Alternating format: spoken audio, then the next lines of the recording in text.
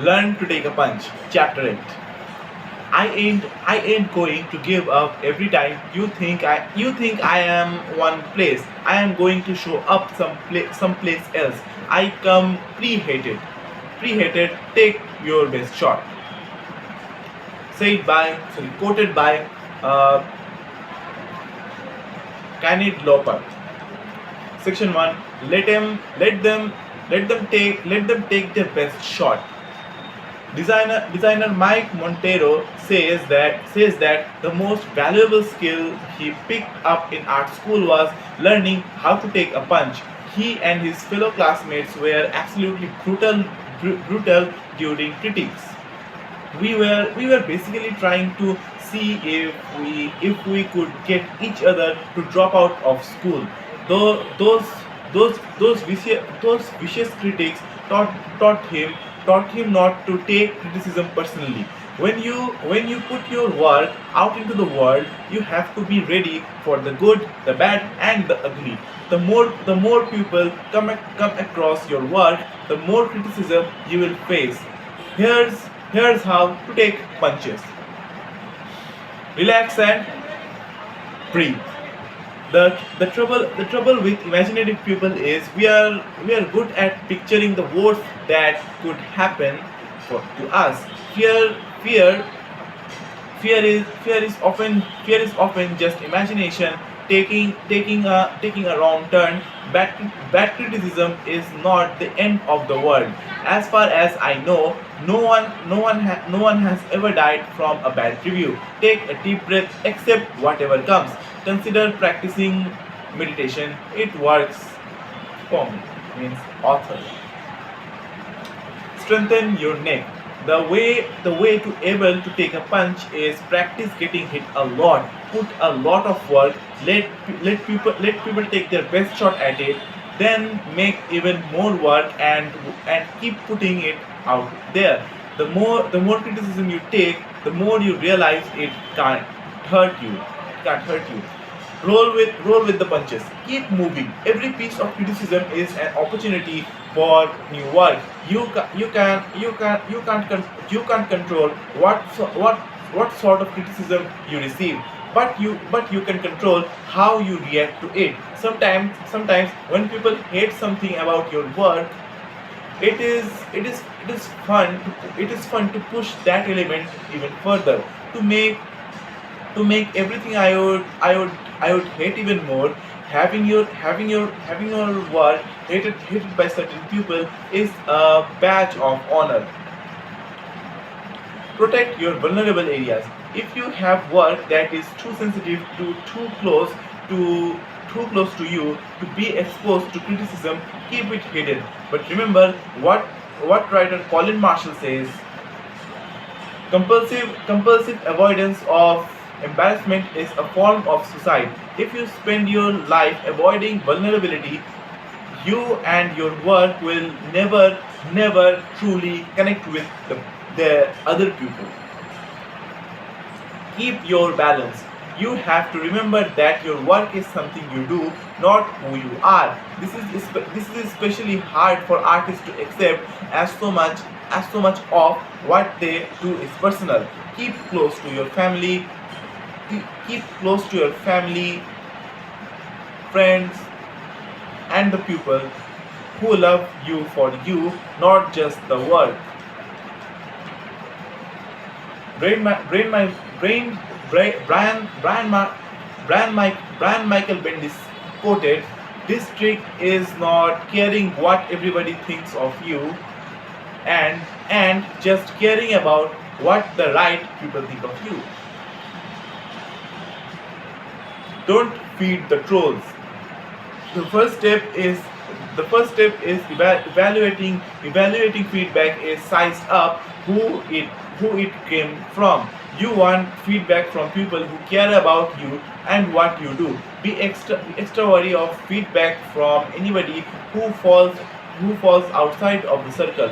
A troll is a person, a troll is a person, a troll is a person who isn't interested in improving your work, only provoking you with hateful, aggressive and upsetting talk. You will gain nothing by engaging with these people. Don't feed them and they will usually go away.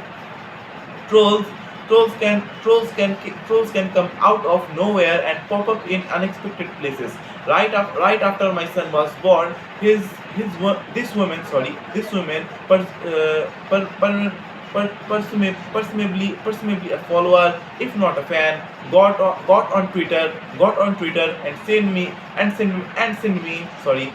me half half a dozen half a dozen tweets about how she just knew how she just knew my book Still Like an Artist was written by somebody without kids, and just you wait, mister.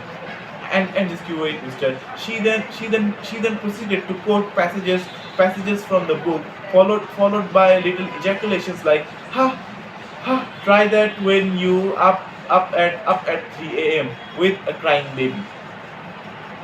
Now now I have been on internet a long time. I get a lot of emails from people who are, as far as I can tell, sad, awful, or completely insane. I have a pretty good mental farewell that filters what I let get to me. This woman got me. This woman got to me because, of course, the worst troll is that one that lives in your head. It is the voice that tells you you are not good enough, that you suck, and that you will never amount to anything.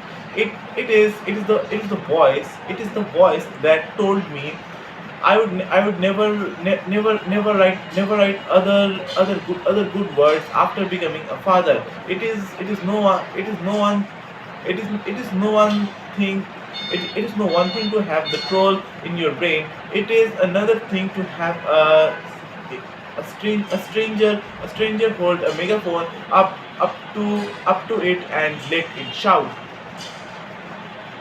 Do you have a troll problem? Use the block button on social media sites. Delete nasty comments. My wife is fond of saying, if someone took a dump in your living room, you won't let it sit there, would you? Nasty comments are the same. They should be scooped up and thrown in the trash. At some point you might consider turning off comments completely. Having a form for comments is the same as inviting comments. There's never a space under paintings in a gallery where someone writes their opinion. When you get to the end of the book, you don't have to see what everyone else thought of it. Said by cartoonists that literally D. Let let people contact you directly, or let them copy your work over to their own spaces and talk about it all they want. Comments outnumber ideas. Chapter 9: Sell Out. Bill Withers quoted, "Sell out." I am not crazy about what word. We're all entrepreneurs. To me, I don't care if you own a furniture store or whatever. The best sign you can put up is "sold out." Even the Renaissance had to be funded. People need to eat and pay the rent. An amateur is an artist who supports himself without outside jobs which enable him to paint. A professional is someone whose wife works to enable him to paint. Said by artist Ben Shan. Whether an artist makes money off his work or not, money has to come from somewhere. Be it a day job, a wealthy spouse, a trust a trust fund, an arts grant, or a patron.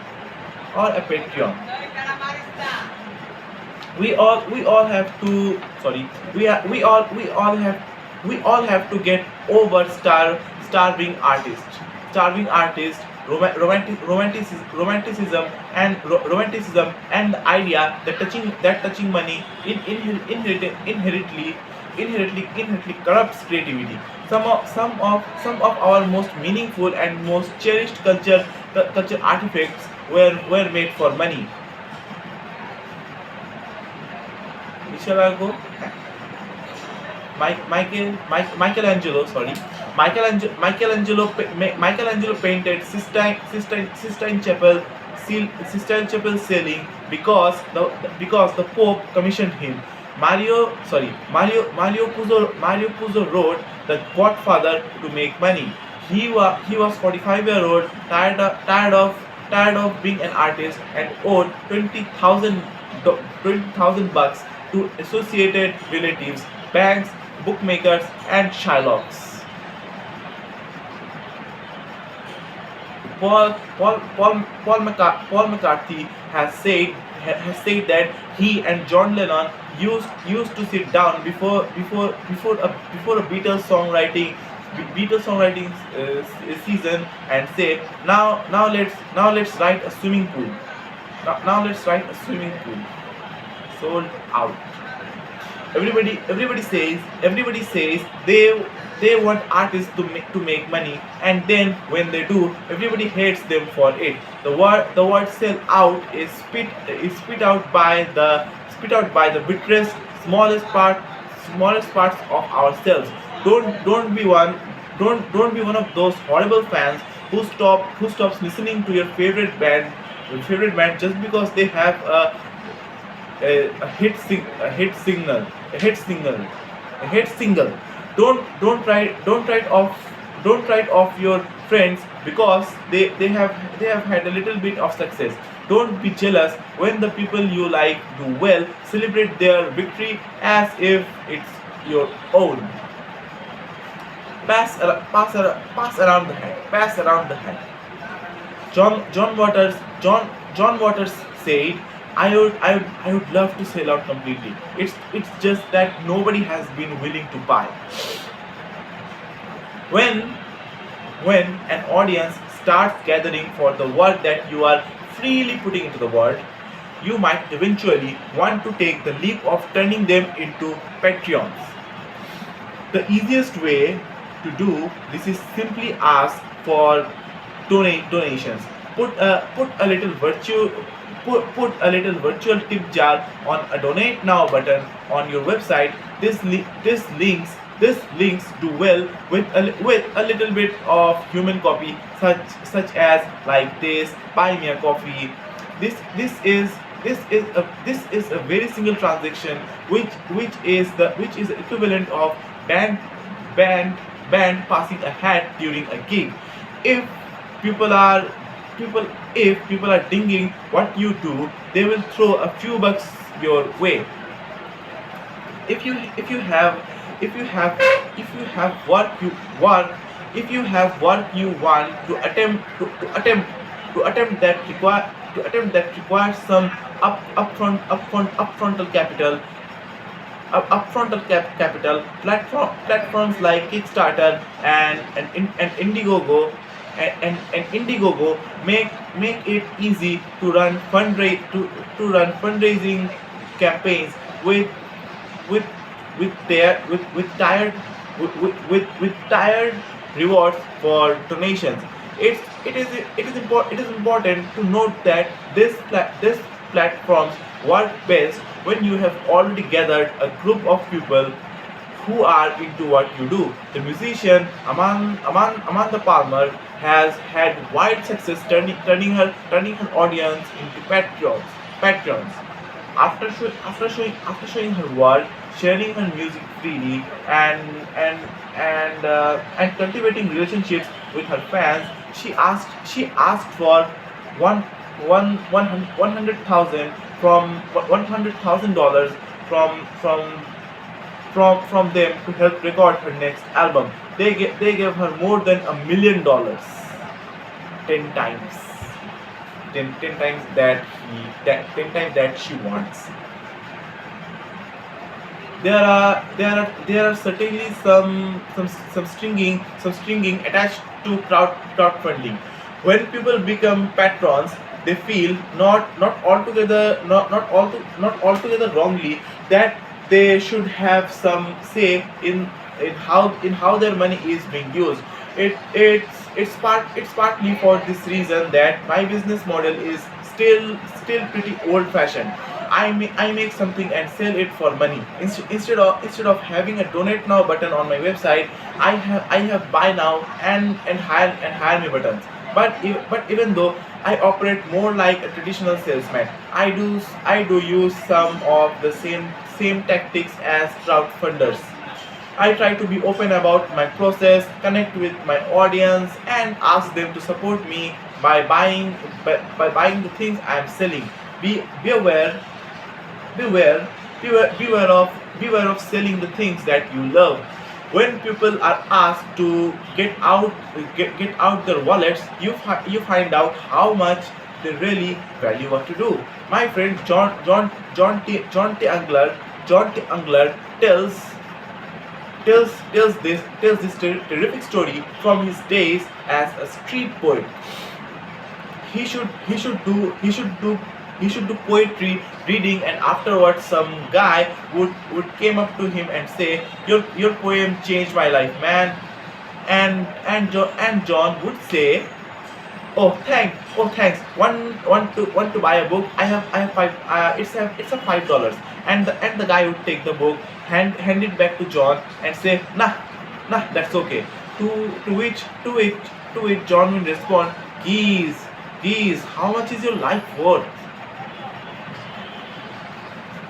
whether whether you ask for donations, crowdfund, or sell your products or services, asking for money in return for your work is a leap you is a leap to is a leap you want to take only when you feel confident that you are putting work out into the world that you think is truly worth something. Don't be afraid. Don't be afraid to change for your work, but put a piece on it that you think is far. Keep a mailing list. Keep a mailing list. New section. Even you, even you, even you don't have anything to sell right now. You should always be collecting email addresses from people who come across your work and want to stay in touch. Why emails? You will notice a pattern with technology. Often the most boring and so, often the most boring and you and you and utilitarian, and often the most boring and utilitarian technologies are the ones that stick around the longest. Email is decades old, but it is now well close to being dead. Even though almost everybody hates it, everybody has an email address and like RSS and social media feeds. If you send someone an email, it will land in her inbox and it will come to her attention. She might not open it, but she definitely has to go to the trouble of deleting it. I know people who run multi-million dollars businesses of their mailing lists. The model is very simple. They give away great stuff on their sites. They collect emails, and then when they have something remarkable to share or sell, they send an email. You would be amazed at how well the model works. Keep your own list. or get an account with an email newsletter company like Mailchimp, and put a little sign up and put a little sign up page on every page of your website. Write a little bit of copy to encourage people to sign up. Be clear about what they can expect, what they can expect, whether you will be sending daily, monthly, or frequently updates. Never ever add someone's email address to your mailing list without her permission. The people who sign up for your list will be some of your biggest supporters, just by the simple fact that they signed up for the potential to be spammed by you. Don't betray their trust, and don't push your luck. Build your list, and treat it with respect. It will come in handy. My business is art. Okay. We don't make movies to make money. We make money to make more movies. Said by who? Walt Disney. Make more work for yourself. Some awful people use the term sell out to include any artist who who dares to have any ambition whatsoever. They will say you are a selling out if you try to make money outside your hometown. They say you are a sellout if you buy better equipment. They will say you are a sellout if you try anything new at all. There is a now I quoted, there is a point in one's life when one cares about selling out and not selling out. Thankfully thankfully for some this all passes. Said by author Dave Eggers or Dave Eggers. I pronounce wrong, but inshallah I pronounce good. Sorry, rightly, correctly, inshallah. Okay. Okay. What really matters, Eager says, is doing good work and taking advantage of your opportunity that comes your way. Quoted, I really like saying yes. I like new things, new projects, new plans, getting new people, getting new people together, and doing something, trying something, even when it is corny or stupid. The sorry the people who holler sell out are all holding. No, they are the people who don't want things to ever change. Yet a life of creativity is all about change, moving forward, taking chances, exploring new exploring new for, exploring new frontiers. The real risk is in not changing. I have to feel that I am after something. If I make money, fine, but I would rather be starving. It is starving, man. It's that I want. Said by saxophonist John John Coltrane. Said by saxophonist John Coltrane. Be ambitious.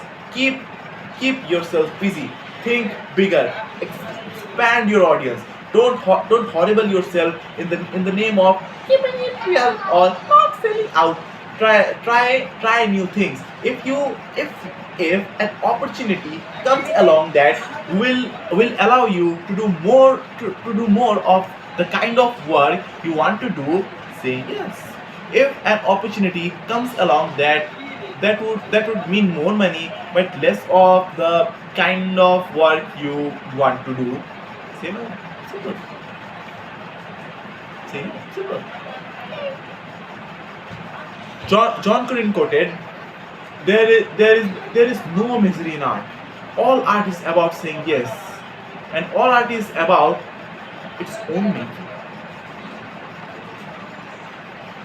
New section, pay it forward.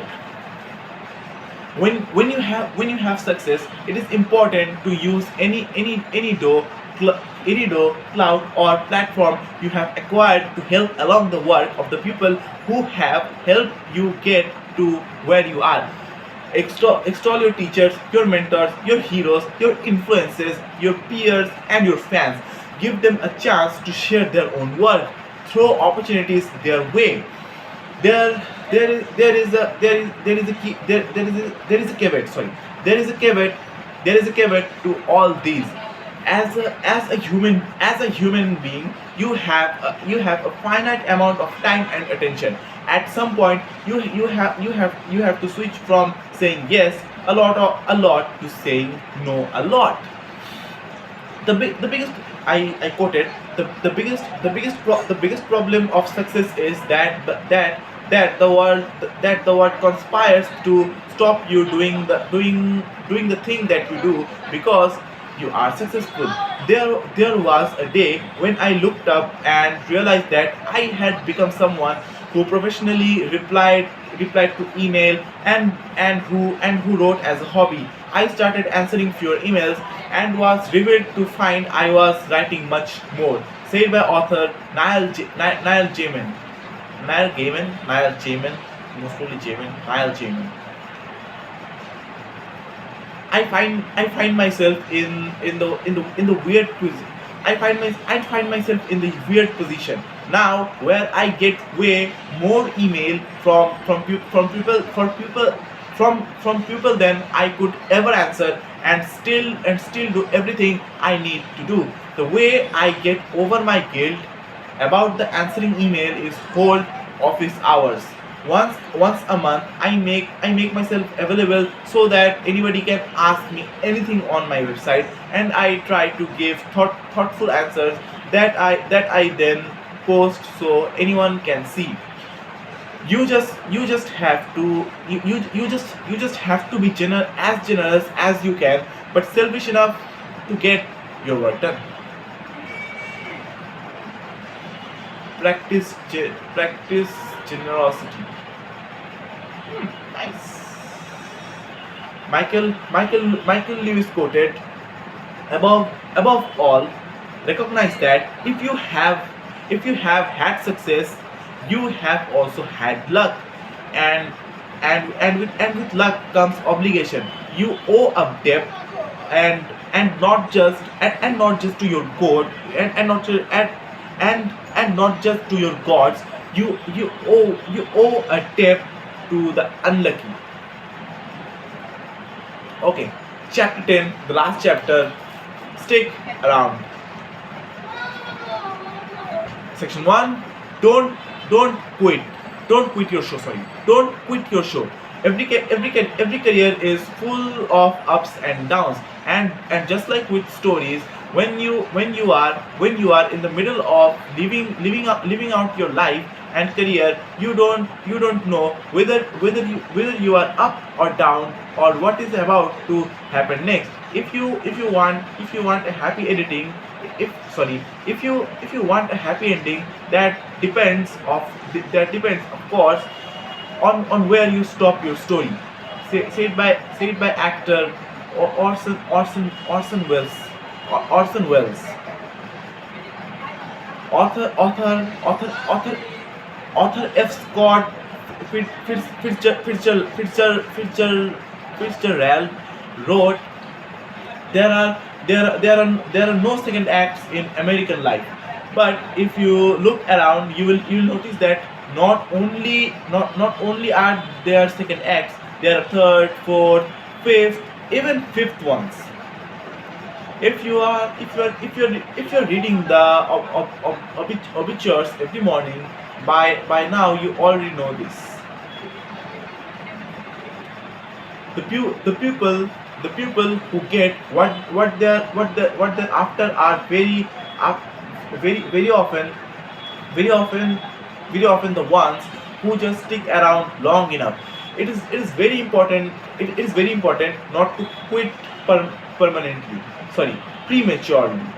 The comedian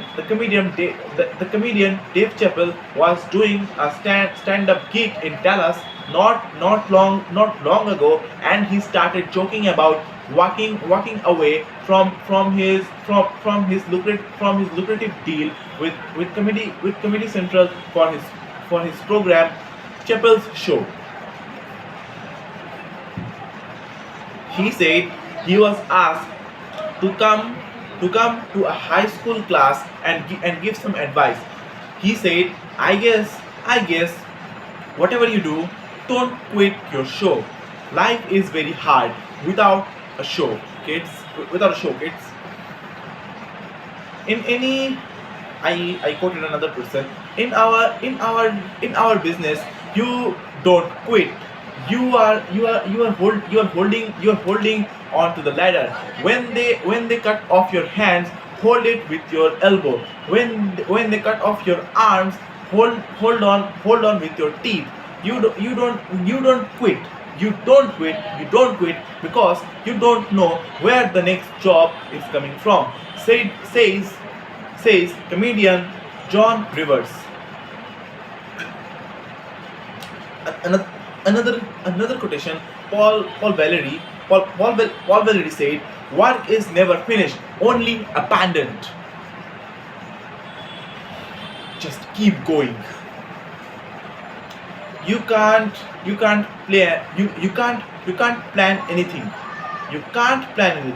You can only go about your work as Isaac Denison wrote, every day without hope or disappear without hope or disappear. You can't count on success. You can only leave open the possibility for it and be ready to jump on and take the ride when it comes for you. One time, my coworker John Crosslin and I came back from our own lunch break, and our building's parking lot was completely full. We sweltering we s- we circled we circled the sweltering lot with a few other cars for what seemed like ages, and just when we were about to give up, a spot opened, and John pulled me right in. As he shut off the car, he said, you got to play till the ninth inning, man. Good advice for both the parking lot and life in general. New section, chain smoke. A few years ago, there are a reality TV show on Bravo called Our Work of Art, where every week artists competed against one another for some cash and a chance at landing a museum show. If you won the week's challenge, you were granted immunity for the next round, and you could breathe and you could breathe a little easier for the next week. The host would say something like, Congratulations, Austin, you have created a work of art. You have immunity for the next challenge." If only life were like reality TV, as every author knows, your last sorry, as every author knows, your last book isn't going to write your next one for you. A successful or failed project is no guarantee of another success or failure. Whether you have just won big or lost big, you still have to face the question, what's next? Up, yeah, एरपरे. So एरपरे. If you look if you look to artists who have managed to achieve lifelong careers, you detect the same pattern. They all have been able to perseverance sorry sorry persevere regardless of success or failure. Director Woody Allen has has has has averaged a film a year for more than 40 years, because he never takes time off. The day he finishes editing a film is the day he starts writing the script for the next. Bob Bob Pollard Bob Pollard, the lead singer and songwriter for Guided by Voices, says he never gets writer's block because he never stopped writing. Because sorry, author Ernest Hemingway would would stop in middle of the sentence at the end of his day's work, so he knew where to start in the morning. Singer or songwriter Johnny Mitchell says that whatever she feels is the weak links in her last projects gives her inspiration for the next. The cycle of chain smoking, most probably. Add all this together, and you get a way of working I call chain smoking. You avoid staying out in your career by never losing momentum. Here's how you do it. Instead of taking a break in between projects, waiting for a feedback, and worrying about what's next, use the end of one project to light up the next one. Just do the work that's in front of you, and when it's finished, ask yourself what you missed, what you would have done better, and what you couldn't get to, and jump right into the next project.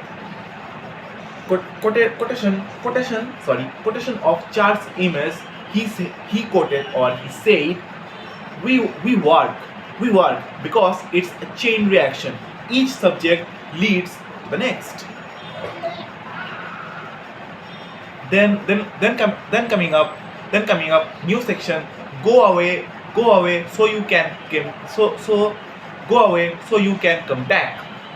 And Andy Warhol quoted, the minute you stop wanting something, you get it.